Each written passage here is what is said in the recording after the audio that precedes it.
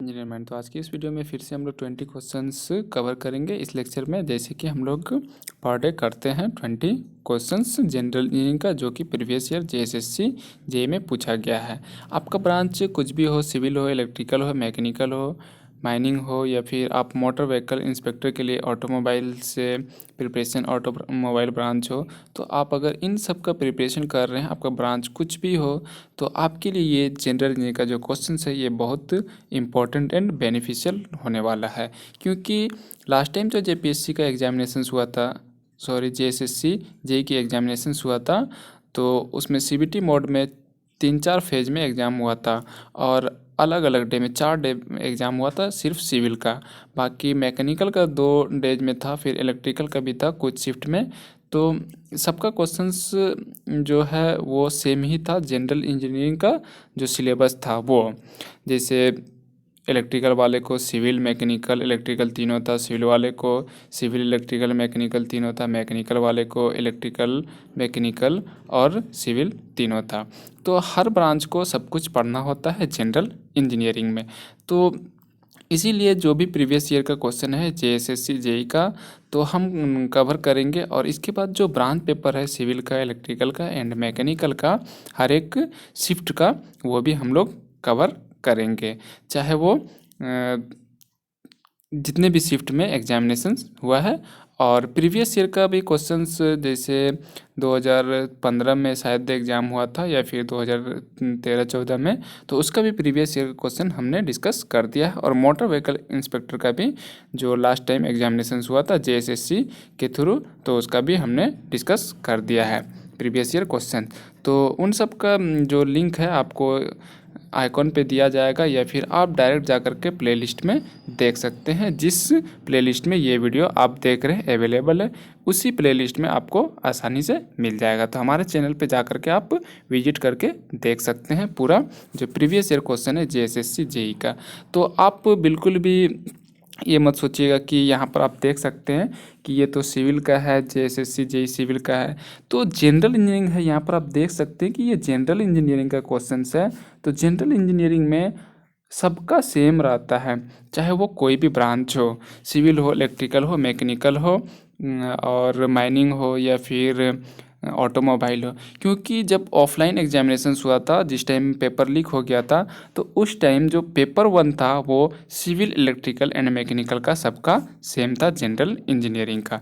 इसके बाद branch paper सबका अलग अलग हुआ था। तो ये क्वेश्चन जो है जो हम डिस्कस कर रहे हैं 20 क्वेश्चंस पर डे, तो हर एक लेक्चर में, तो ये आपके लिए भी बेनिफिट्स होगा जो भी अपकमिंग एग्जामिनेशन से। क्योंकि already 3rd times JSSC JE की एग्ज़ाम कंडक्ट होने जा रही है। तो आपका ब्रांच अगर सिविल है, इलेक्ट्रिकल है, मैकेनिकल है, या फिर ऑटोमोबाइल है, या माइनिंग इंजीनियरिंग किए हैं आप, तो आप जेई का एग्ज़ाम दे रहे हैं, या मोटर व्हीकल इंस्पेक्टर या माइनिंग इंस्पेक्टर का, तो आपके लिए ये बहुत बेनिफिट्स होगा।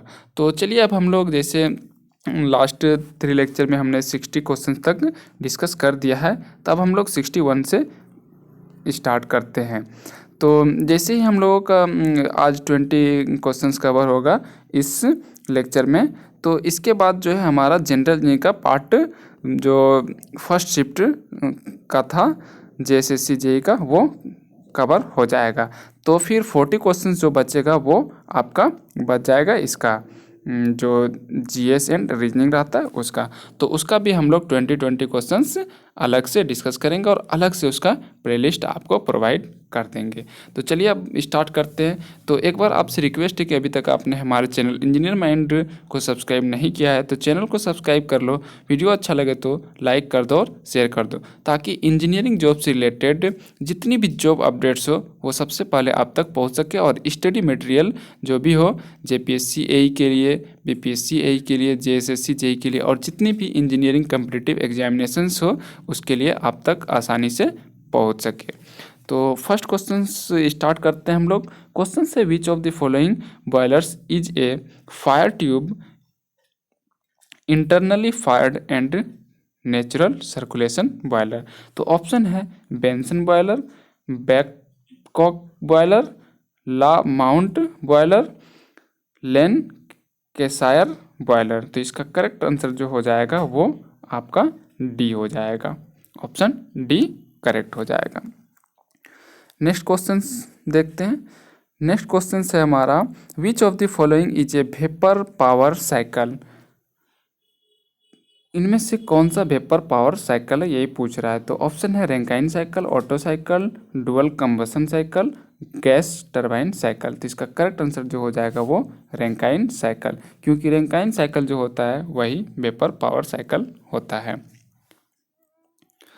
नेक्स्ट क्वेश्चन हम लोग देखते हैं। नेक्स्ट क्वेश्चन है हमारा the Pelton wheel turbine is which type of turbine. पूछ रहा है कि पेल्टन व्हील टरबाइन जो है, पेल्टन व्हील ये भी एक टरबाइन होता है, तो पेल्टन व्हील टरबाइन किस टाइप का टरबाइन है।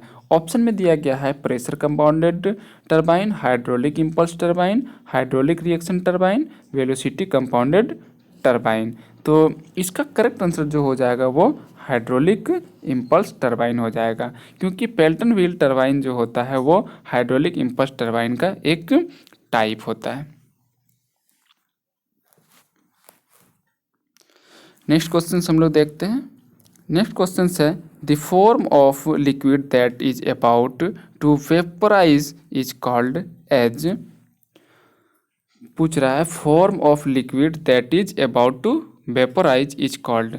कौन सा फॉर्म जो लिक्विड का होता है वो वेपोराइज होता है। तो ऑप्शन है सेचुरेटेड लिक्विड, सेचुरेटेड वेपर, सब cooled liquid, super heated vapour. तो इसका करेक्ट आंसर जो हो जाएगा वो सेचुरेटेड लिक्विड हो जाएगा।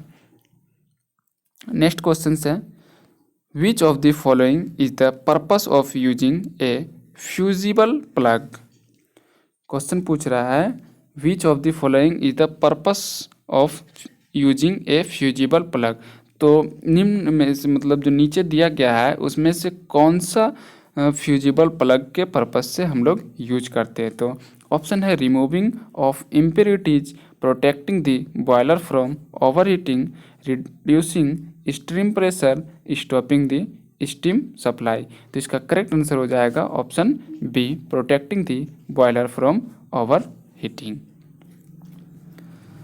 नेक्स्ट क्वेश्चन हम लोग देखते हैं। नेक्स्ट क्वेश्चन है which of the following components is dispensed in a Electrolux refrigerator.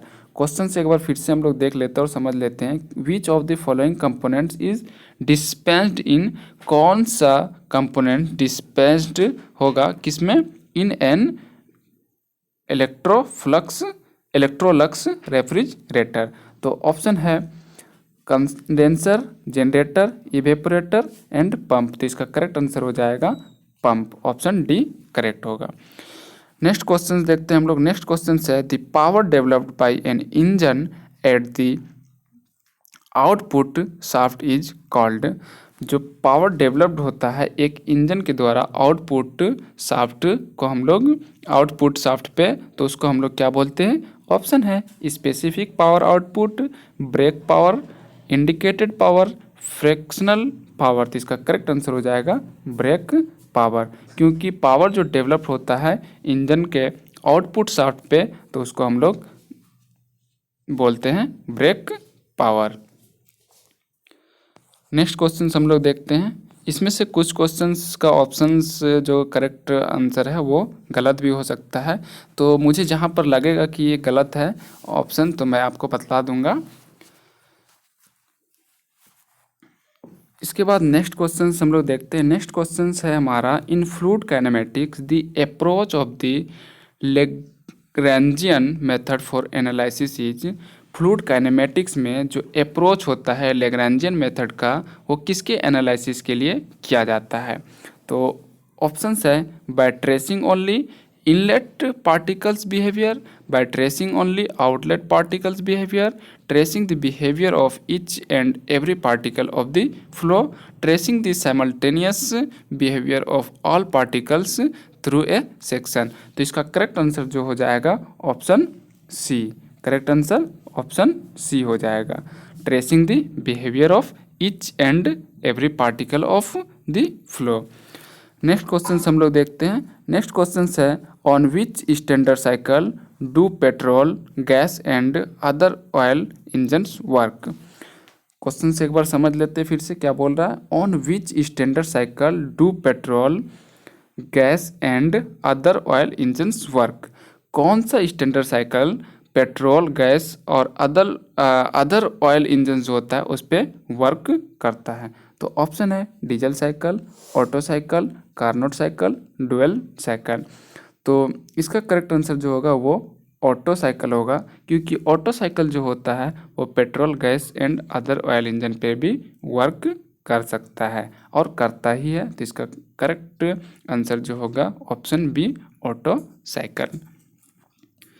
इसके बाद हम लोग नेक्स्ट क्वेश्चन देखते हैं। नेक्स्ट क्वेश्चन हमारा है a gauge reads vacuum pressure of 700 mm of Hg with an atmospheric pressure of 760 mm of Hg. Hg means para. What will be the value of absolute pressure? तो P absolute का formula होता है P absolute is equal to P ATM plus P gauge. तो इससे आपको निकल जाएगा। तो आप इससे जैसे ही कैलकुलेट करेंगे तो इसका करेक्ट आंसर जो होगा, तो यहाँ पर क्या पूछ रहा है, what will the absolute pressure. तो इसको आप जैसे कैलकुलेट करेंगे P ATM is equal to P absolute plus P gauge. तो जैसे आप इस पे वैल्यू पुट करेंगे तो 760 माइनस 700, तो आपका आंसर आ जाएगा 60 mm ऑफ पारा। तो इसका करेक्ट आंसर सी हो जाएगा। नेक्स्ट क्वेश्चन है under the action of which set of forces will a body be in equilibrium. Question से एक बार फिर से हम लोग समझ लेते हैं। Under the action of which set of forces will be a body be in equilibrium. किस एक्शन में फोर्स का एक सेट जो होगा उसका जो बॉडी होगा वो इक्विलिब्रियम कंडीशन में होगा। तो ऑप्शंस में बहुत सारा दिया हुआ है, तो देखते हैं कौन सा ऑप्शंस करेक्ट है। Two unequal and parallel forces दिया हुआ है ऑप्शन ए में। इसके बाद दिया हुआ है two equal and parallel forces, two unequal and opposite forces, two equal and opposite forces. तो इसका करेक्ट आंसर जो हो जाएगा वो two equal and opposite forces अगर है तो कंडीशन ऑफ इक्विलिब्रियम हो सकता है बॉडी का। नेक्स्ट क्वेश्चन हम लोग देखते हैं। नेक्स्ट क्वेश्चन है in which of the following components of a refrigeration plant in the flow of the refrigerant controlled. In which of the following components, कौन सा कंपोनेंट्स रेफ्रिजरेशन प्लांट जो होता है उसमें रेफ्रिजरेंट कंट्रोल के लिए फ्लो किया जाता है। तो इसका करेक्ट आंसर जो होगा वो एक्सपांशन वाल्व होगा।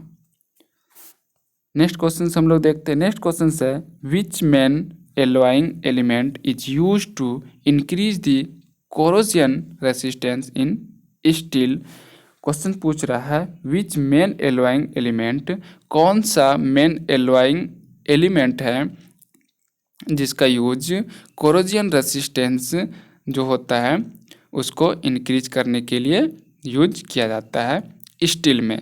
तो इंक्रीज द कोरोजन रेसिस्टेंस मतलब जो कोरोजन है उसको कम करने के लिए, increase the corrosion resistance, resistance को बढ़ा देता है जिससे कि उसमें जंग नहीं लगता है। तो यहाँ पर आप कंफ्यूज मत होना, यहाँ पर रेसिस्टेंस को इंक्रीज करने के लिए पूछ रहा है कि रेसिस्टेंस को इंक्रीज करने के लिए, कोरोजन के रेसिस्टेंस को इंक्रीज करने के लिए कौन सा हम लोग एलॉइंग एलिमेंट यूज करते हैं ताकि जो स्टील है उसमें कोरोजन ना लगे, मीन्स जंग ना लगे। तो इसका करेक्ट आंसर हो जाएगा option A chromium. Next question हम लोग देखते हैं। नेक्स्ट क्वेश्चन है which flow rate measuring instrument does not work on Bernoulli's equation principle. तो इसमें से पूछा गया है कि कौन सा इंस्ट्रूमेंट जो है वो फ्लो रेट मेजरिंग इंस्ट्रूमेंट नहीं है, और वो इसमें पूछा यह गया है कि which flow rate measuring instrument does not work on Bernoulli's equation principle. तो इसमें से कौन सा फ्लो रेट मेजरिंग इंस्ट्रूमेंट है जो कि बर्नौलीज इक्वेशन के प्रिंसिपल पर वर्क नहीं करता है।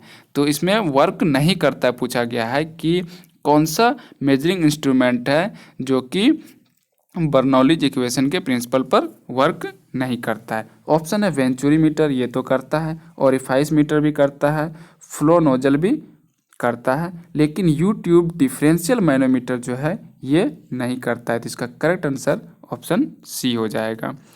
नेक्स्ट क्वेश्चन से the value of Mach number m in the case of A subsonic nozzle will be. तो इसमें बहुत सारा क्राइटेरिया होता है मैक नंबर का, तो सबके लिए अलग अलग होता है। सोनिक होता है, इसके बाद सबसोनिक होता है, इसके बाद सुपरसोनिक होता है, इसके बाद हाइपरसोनिक होता है। तो इन सब का जो वैल्यू होता है वो 1 से 6 के बीच में सबका क्राइटेरिया रहता है।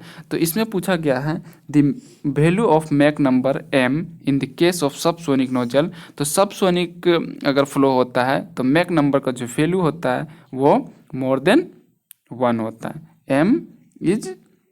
तो इसका करेक्ट आंसर जो होगा बी हो जाएगा, लेस देन 1।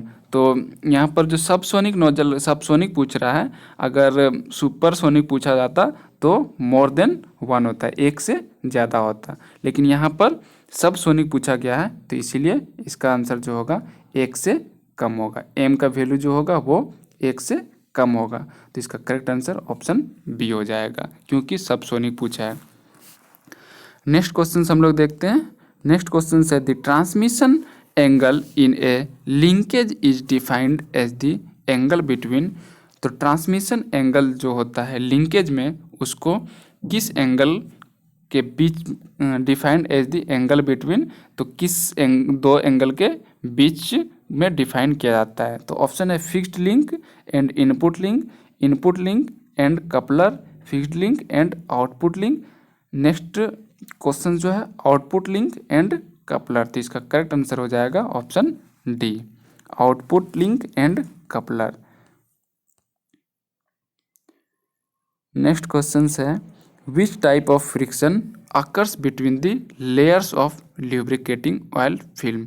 किस टाइप का फ्रिक्शन अकर्स होता है अगर ल्यूब्रिकेटिंग ऑयल फिल्म है, तो अगर लेयर पे ऑयल का फिल्म अगर ल्यूब्रिकेट कर देते हैं हम लोग, तो किस टाइप का फ्रिक्शन अकर्स होता है उन लेयर के बीच में।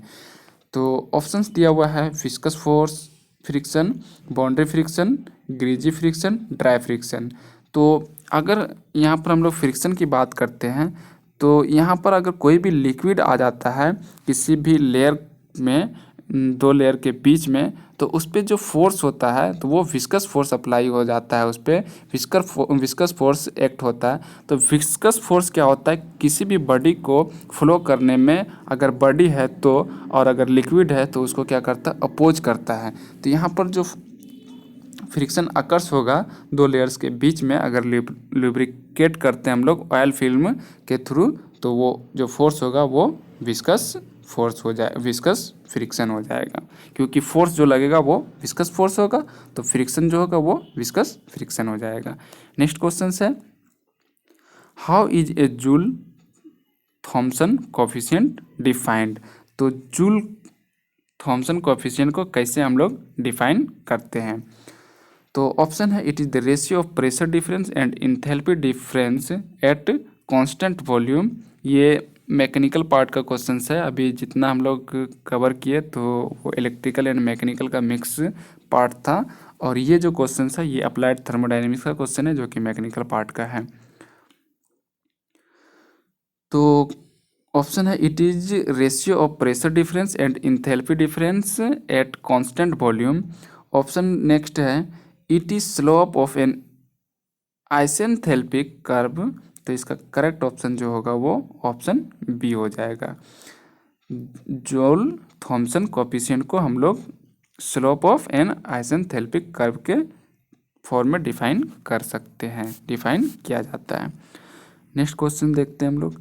नेक्स्ट क्वेश्चन है when supplied to the system what is the conventional sign indication for work W and heat Q। तो जब हम लोग सिस्टम में सप्लाई करते हैं तो कन्वेंशनल साइन जो होता है वो क्या होता है वर्क के लिए और हीट के लिए। तो वर्क के लिए पॉजिटिव, हीट के लिए निगेटिव दिया ऑप्शन, लेकिन जो करेक्ट आंसर है वो वर्क के लिए निगेटिव एंड हीट क्यू जो है उसके लिए पॉजिटिव होता है। तो ऑप्शन बी जो है वो करेक्ट आंसर है। नेक्स्ट क्वेश्चन हम लोग देखते हैं, और नेक्स्ट एंड लास्ट क्वेश्चन है ये जनरल इंजीनियरिंग का, जो हम लोगों का एक शिफ्ट में पूछा गया है। तो वो हम लोगों का जनरल इंजीनियरिंग का पार्ट ख़त्म हो जाए। इसके बाद जो रहेगा आपका जीके जीएस एंड रीजनिंग का कुछ क्वेश्चंस रहेगा, तो वो 40 क्वेश्चंस रहेगा। तो हम उसको भी डिस्कस कोशिश करेंगे नेक्स्ट लेक्चर में कर देने का 2 पार्ट में। तो नेक्स्ट क्वेश्चन है which tube is called the piezometer tube. तो ये आप लोगों ने पढ़ा होगा फ्लूइड मैकेनिक्स में भी, और आप इसमें भी पढ़े होंगे ओपन चैनल फ्लो में। तो इसका जो ऑप्शन दिया हुआ है sufficient length tube and open to atmosphere, तो इसका करेक्ट आंसर जो हो जाएगा वो ऑप्शन ए होगा, sufficient length tube and open to atmosphere. तो हम लोगों का जो जनरल इंजीनियरिंग का एक शिफ्ट का क्वेश्चन है तो वो कवर हो गया। इसके बाद यहाँ पर आप देख सकते हैं जनरल नॉलेज स्टार्ट हो गया यहाँ से 81 से। तो हम कोशिश करेंगे कि जनरल नॉलेज का जो पार्ट है वो 20 क्वेश्चंस भी कवर करेंगे, और इसके लिए अलग से एक प्ले लिस्ट बना देंगे ताकि आप लोगों को देखने में और लेक्चर सुनने में थोड़ा फैसिलिटीज़ अच्छा हो जाए और बेनिफिट्स हो, ताकि आराम से आप लोग देख सकें और ढूंढ सकें। तो उम्मीद है आपको ये सारा वीडियो जो है अच्छा लग रहा होगा। तो अगर अच्छा लग रहा तो कमेंट करके ज़रूर बताइएगा कि इस टाइप का और वीडियो आपको चाहिए। तो अगर हमारे चैनल पर नए तो हमारे चैनल को सब्सक्राइब कर लेना, और वीडियो अच्छा लगा तो लाइक कर देना और शेयर कर देना।